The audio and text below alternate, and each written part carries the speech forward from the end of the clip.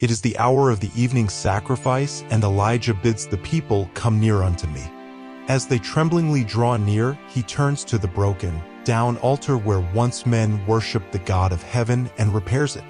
To him this heap of ruins is more precious than all the magnificent altars of heathendom. In the reconstruction of this ancient altar, Elijah revealed his respect for the covenant that the Lord made with Israel when they crossed the Jordan into the Promised Land. Choosing 12 stones according to the number of the tribes of the sons of Jacob, he built an altar in the name of the Lord. The disappointed priests of Baal, exhausted by their vain efforts, wait to see what Elijah will do. They hate the prophet for proposing a test that has exposed the weakness and inefficiency of their gods, yet they fear his power. The people, fearful also and almost breathless with expectancy, watch while Elijah continues his preparations. The calm demeanor of the prophet stands out in sharp contrast with the fanatical, senseless frenzy of the followers of Baal. The altar completed, the prophet makes a trench about it, and, having put the wood in order and prepared the bullock, he lays the victim on the altar and commands the people to flood the sacrifice and the altar with water. Fill 4 barrels, he directed, and pour it on the burnt sacrifice and on the wood. And he said, do it the second time. And they did it the second time. And he said, do it the third time. And they did it the third time. And the water ran round about the altar, and he filled the trench also with water.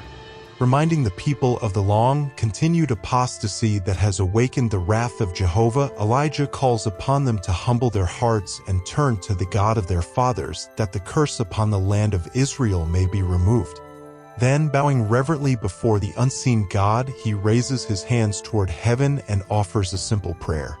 Baal's priests have screamed and foamed and leaped from early morning until late in the afternoon, but as Elijah prays, no senseless shrieks resound over Carmel's height.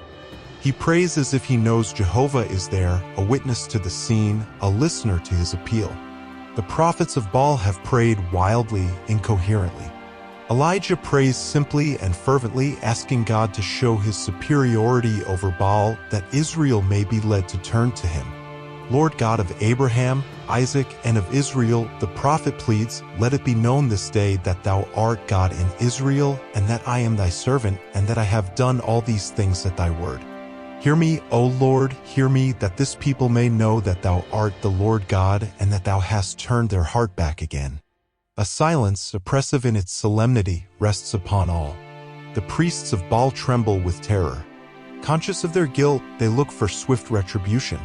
No sooner is the prayer of Elijah ended than flames of fire, like brilliant flashes of lightning, descend from heaven upon the upreared altar, consuming the sacrifice, licking up the water in the trench, and consuming even the stones of the altar. The brilliancy of the blaze illumines the mountain and dazzles the eyes of the multitude. In the valleys below, where many are watching in anxious suspense the movements of those above, the descent of fire is clearly seen, and all are amazed at the sight. It resembles the pillar of fire which at the Red Sea separated the children of Israel from the Egyptian host. The people on the mount prostrate themselves in awe before the unseen God. They dare not continue to look upon the heaven-sent fire. They fear that they themselves will be consumed, and, convicted of their duty to acknowledge the God of Elijah as the God of their fathers to whom they owe allegiance, they cry out together as with one voice, "The Lord, He is the God, the Lord, He is the God."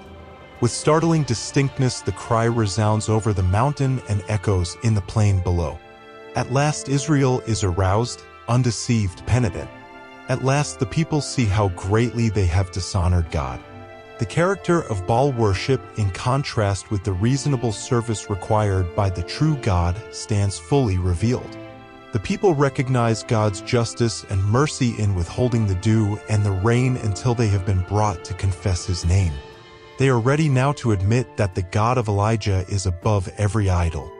The priests of Baal witness with consternation the wonderful revelation of Jehovah's power. Yet even in their discomfiture and in the presence of divine glory, they refuse to repent of their evil doing. They would still remain the prophets of Baal. Thus they showed themselves ripe for destruction. that repentant Israel may be protected from the allurements of those who have taught them to worship Baal, Elijah is directed by the Lord to destroy these false teachers. The anger of the people has already been aroused against the leaders in transgression, and when Elijah gives the command, "Take the prophets of Baal, let not one of them escape," they are ready to obey. They seize the priests and take them to the brook Kishon, and there, before the close of the day that marked the beginning of decided reform, the ministers of Baal are slain. Not one is permitted to live. With the slaying of the prophets of Baal, the way was opened for carrying forward a mighty spiritual reformation among the 10 tribes of the northern kingdom.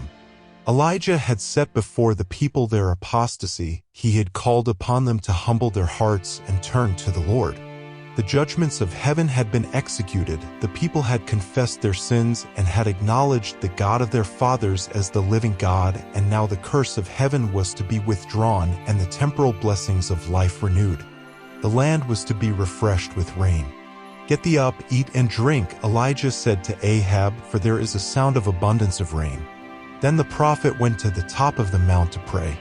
It was not because of any outward evidence that the showers were about to fall that Elijah could so confidently bid Ahab prepare for rain. The prophet saw no clouds in the heavens, he heard no thunder. He simply spoke the word that the Spirit of the Lord had moved him to speak in response to his own strong faith.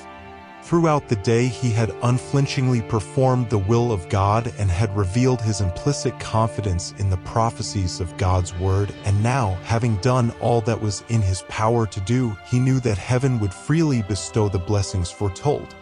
The same God who had sent the drought had promised an abundance of rain as the reward of right doing, and now Elijah waited for the promised outpouring.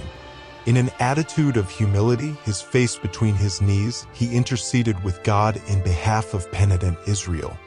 Again and again Elijah sent his servant to a point overlooking the Mediterranean to learn whether there were any visible token that God had heard his prayer.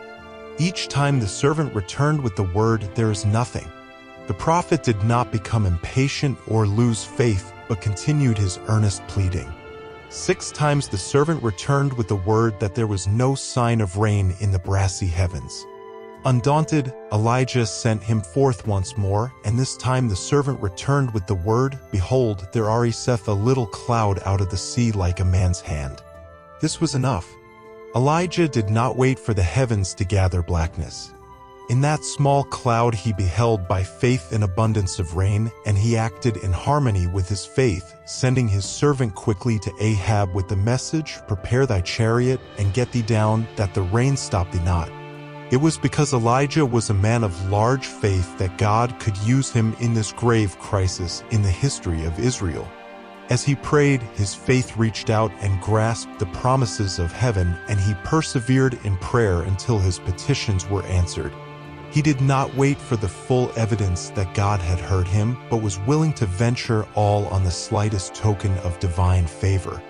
And yet what he was enabled to do under God, all may do in their sphere of activity in God's service. For of the prophet from the mountains of Gilead it is written, "Elias was a man subject to like passions as we are.